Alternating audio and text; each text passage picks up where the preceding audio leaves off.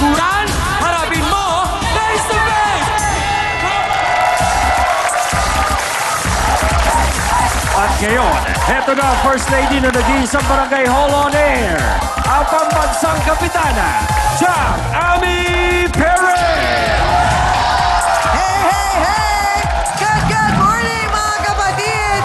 Isasama po silang masayang pamilya. Naku pero may mga taong nakialam at umeksena, kaya ang ending, nagkahiwalay-hiwalay na. At hanggang ngayon, ang mga taong ito ay nagkakagulo.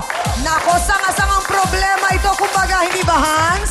Naku, Chang, mukhang mahaba-habang usapan. Mabuti na lamang at ang mga sawsawero at sawsawera ay ready nang makinig. Hindi ba? Kaya naman ngayon pa lang, alerto na si B1 at B2.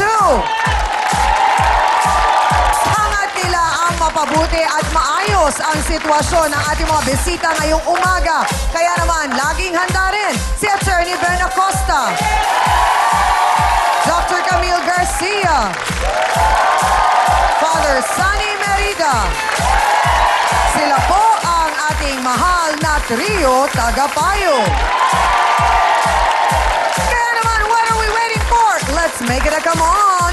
Face to face na!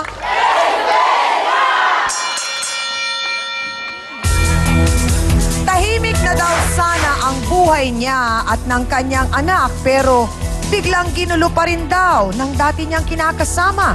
Ano kaya ang nangyari? At anong dahilan? Bakit sila ginugulo? Pakikwento nga sa amin, Nenita Aquino. Pasok! Face to face! Face to face! Magandang umaga sa iyo, Ate Magandang Nenita. umaga po, Tiya Kami. Anong pangalan nitong dati mong kinakasama na ginugulo kayo? Eddie po. Eddie? Eddie po. Okay. Bakit ba kayo nagkahiwalay ni Eddie? Kasi po sumama na po siya sa bakla eh. Oh, Sumama na po siya sa bakla. gaano kayo katagal nagsama nitong si Eddie? 5 taon na po, 5 taon na 5 taon. Opo. Tapos, gaano na kayo katagal na hiwalay? 3 taon na po. 3 taon. Opo. So, lumayas siya o pinalayas mo? Lumayas po siya. Siya po ang unang lumayas. So, siya ang talagang umalis? Siya po ang talagang Ilang taon umalis. ang anak mo noon nung umalis 3 siya? taon po, 3 taon pa lang po. 3 taon. Opo. Nung umalis, nagpaalam ba? Nagsabi? Hindi po. Nung una po, ginagabi na ang uwi. Tapos minsan madaling araw na. Okay. Tapos hanggang sa hindi na po siya umuwi ng tuluyan. Ate Nenita, mabigat po ang bintang ninyo na siya'y sumama sa iba at Becky pa. Paano niyo naman mapapatunayan yun? Nakita ko na po na talagang nagsasama sila. Oh, so sila na talaga. Nakita ko na po. Okay. Talagang nagsasama na po sila. Nung naghiwalay kayo, kamusta kayo ng bata? Paano kayo nabuhay? Sinasakripisyo ko po, may tindahan po akong maliit. Yun po ang sinusuporta ko sa anak ko. Sa katunayan nga po, nasa probinsya na po yung bata. Pinapunta Bakit ko po nandun? doon kasi nakakahiya po. Baka malaman niyang bakla yung kinakasamaan ng tatay niya. Ilang taon na ba ang bata ngayon?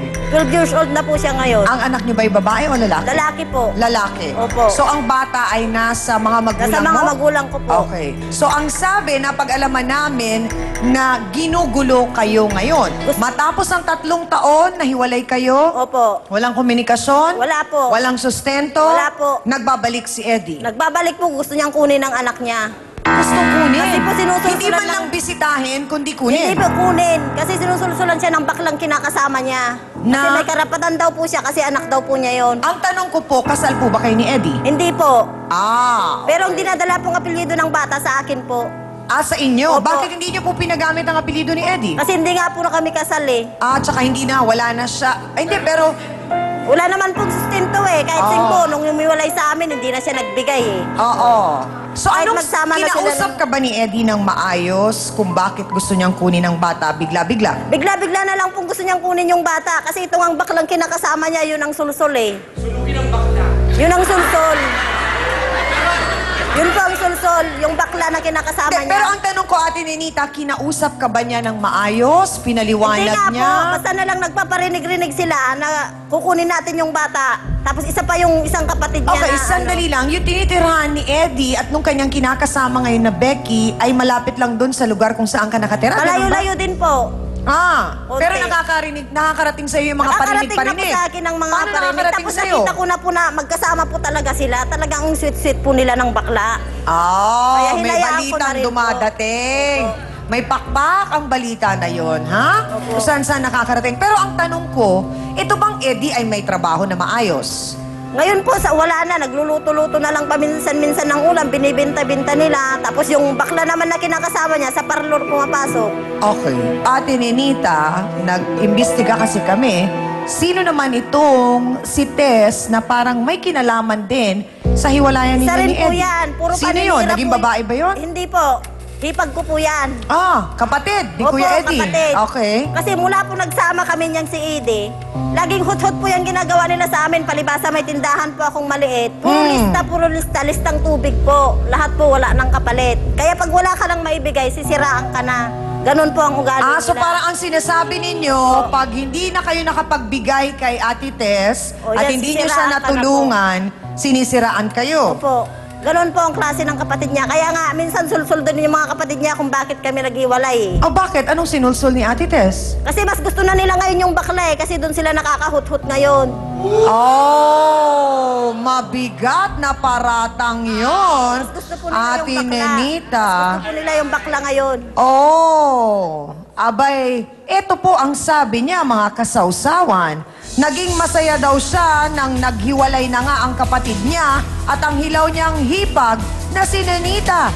Pero bakit para tila yatang meron ka na naman pinakikialaman? Abay, alamin nga natin kung bakit nangingialam si Aling Teresita Tess Santidad. Pasok!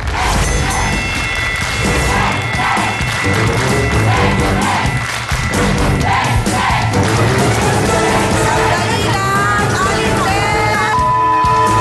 Pinagilan si Ate Tess! Kapandilan mukha mo!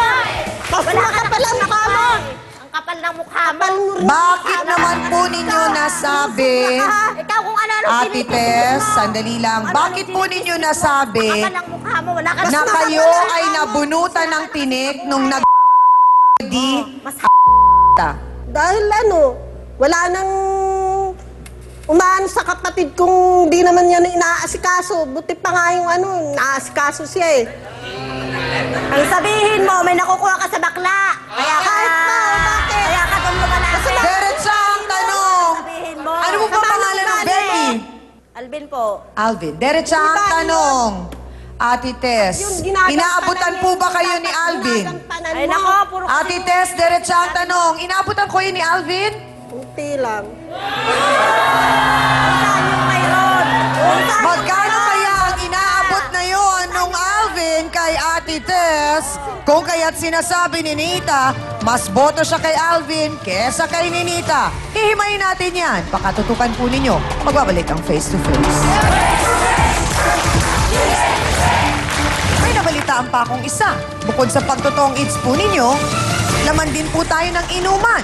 Saan po natin kinukuha ang pang-inom natin, Aling Tess? Libre naman mo yun eh. Sino po ang nanlilibre sa inyo? Yung mga barkada ko rin.